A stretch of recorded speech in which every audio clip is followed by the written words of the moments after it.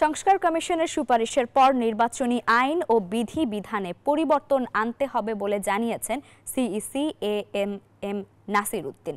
সকালে ভোটার তালিকা হালনাগাদ কর্মসূচি 2025 উপলক্ষে তথ্য সংগ্রহকারী ও সুপারভাইজারদের প্রশিক্ষকদের প্রশিক্ষণ শীর্ষক উদ্বোধনী অনুষ্ঠানে একথা বলেন তিনি।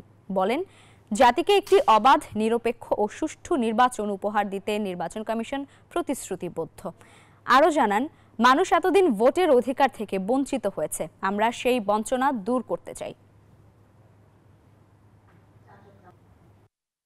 এই রিফর্মস কমিশন যখন তাদের রিপোর্টগুলো দেবে এবং রিফর্মস যে প্রপোজালগুলো যেগুলো গৃহীত হবে সেগুলো অ্যাকোমোডেট করার জন্য বিভিন্ন জায়গায় হাত দিতে হবে, আইন কানুনে হাত দিতে হবে, কনস্টিটিউশনে হাত দিতে হবে। সেই লক্ষ্যে কিন্তু আমরা জাতি হিসাবে আমরা কিন্তু এগিয়ে যাচ্ছি, সেই লক্ষ্যে কাজ করছি। সুতরাং আমাদের পুরনো চিন্তা ভাবনা, পুরনো আমাদের মন মানসিকতা থেকে বেরিয়ে আসতে হবে।